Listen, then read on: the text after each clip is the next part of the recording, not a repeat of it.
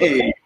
We are so excited to be here. I can't believe we're, in the midst of a global pandemic and we're asking you to scare us. But we are here today to talk to the director of Howl-O-Scream this year at Busch Gardens. We're so glad there's going to be an event this year. We're so excited. We need something to take our mind off of everything going on in the world and a reason to bling up our masks and make them match our outfits for a day. So tell us about what this year's Howl-O-Scream is going to look like. And tell us your name and how you're involved in Howl-O-Scream. Yeah, absolutely. And I'm so excited that we're back with Howl-O-Scream. My name is John Braz. I'm the show manager for Howl-O-Scream. And, we're really excited that we're able to bring such a great event back to our fans and our guests. One of the things that I keep running into from whether it's our performers or our fans of Howl-O-Scream is that the weirdness, the craziness, the scariness of Howl-O-Scream is really almost like our return to normalcy.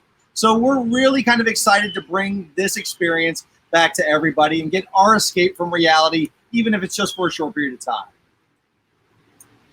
I remember going back to one of the earliest, maybe one of the first Howl-O-Screams, and not really knowing what to expect. But I'll tell you, going to Howl-O-Scream was so much fun. And I just loved what a kind of family atmosphere, how, it created and how it wasn't trying too hard to be gritty and gory. I mean, it was still like in the fun spirit of Halloween.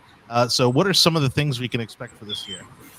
And so this year at Howl-O-Scream, things are just a little bit different. So what we have is 10 open air scare zones that we're bringing to the park. So what's great about Busch Gardens itself is we have 335 acres of play area for our Howl-O-Scream actors to play. So we had the opportunity to do what we do best, and that's bring our scares to the streets. So what we did is we want to show you that there really is nowhere to hide because there's 10 scare zones spread out through the entire park. We've got 4 brand new scare zones. That's actually where I'm at today. I'm in the junkyard over here at Howl-O-Scream. We've also got the shortcut.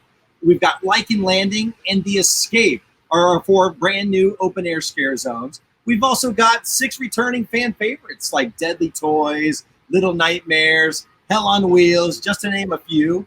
But what's also really cool is that we've also got Fiends returning this year. So Fiends is normally in Stanleyville Theater. However, we wanted to bring that experience back to our guests, and that's going to be at Festival Field. So like you said, it's hard to kind of understand what's going to happen. That's what we wanted to leave it at. So there's going to be surprises through every corner out here at Busch Gardens Howl-O-Scream.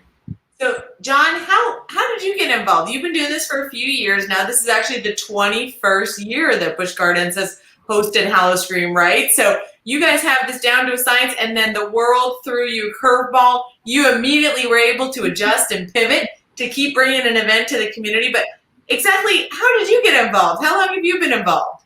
So I've been with Busch Gardens 8 years now. And that's in many different ways that I've worked with the park. However, I've been with the consumer events, the entertainment events team for about 5 years. And that's from the technical side, on the creative side, and the performance side as well. So that's where I sit and help getting our scare actors and our performers ready to give that great guest experience. So, of course, the theme parks are now reopened and people are starting to get reacclimated to the new normal of experiencing a theme park with these safety precautions in place. What's that going to be like? Yeah, so it was a big departure from what we're used to doing here at Howl-O-Scream. We plan the event a year in advance. So when the previous year opens, we're already trying to plan for the next year. Obviously, the changes came about quite recently this year, so we really had to make a strong turn and evaluate what made our event so great and that we could bring safely to the event.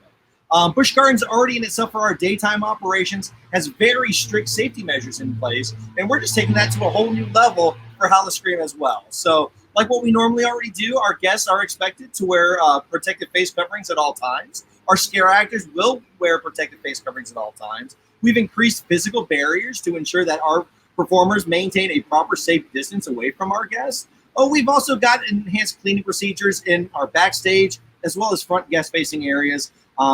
Just to name a few of our various experiences. We've also got some of our cool new scare zones. They're going to be one-way direction. So it's not going to be just a two-way guest path. They're actually going to be directed in a one-way path to limit your contact with other guests. Excellent. And let me ask you, how are you going to do reservations? Do people have to go online and reserve? I know Howl-O-Scream is a special ticket. Tell me a little bit about how I can get there. And I'm getting a little nervous because there's a little something over your shoulder that's kind of making me a little nervous back there. I don't know whether I should be giving you a signal to warn you. I'm alone out here. I don't know what you're talking about. But Howl-O-Scream, it's a limited capacity event. Obviously, safety is the frontmost importance of us. So it's a limited capacity event. So you go to Howl-O-Scream.com, make your reservation, and make it early. That way you can ensure that you are able to experience the event, because it will sell out very quickly. So make sure you go online and get those reservations. Hey, now again, one of the things that we're so lucky to is being a Tampa Bay resident, right? Because we can go to Busch Gardens year round, and especially taking advantage of events like Howl-O-Scream, but also for some of the high school kids out there, some of the college students out there. I know that there's also opportunities to be a part of Howl-O-Scream. Can you talk a little bit about that? Yeah, absolutely. Being so close to USF and all the schools and just the location of Busch Gardens and Howl-O-Scream itself, we have a wide variety of opportunities for our performers to be a part of the event.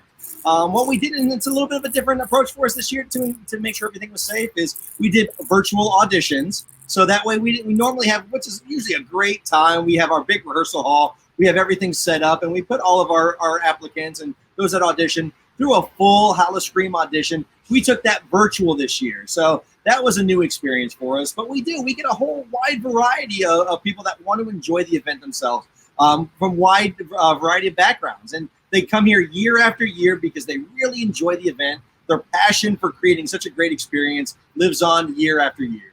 Awesome. John, thank you so much for taking a few minutes out of your day. I know you still are preparing and getting ready to welcome guests. We're going to be excited to tell people where they can get tickets, how they can make their reservations, and how they can really have some fun this year and enjoy Howl-O-Scream. I'm looking forward to seeing it myself. Thanks again for joining us. Myself and Johnny Torres here on My Osprey TV. We'll put up online, put links, and we'll make it a podcast, and we'll share it with everybody so we can all get out to Howl-O-Scream this year. Wonderful. It was good talking to y'all. Look behind you. Not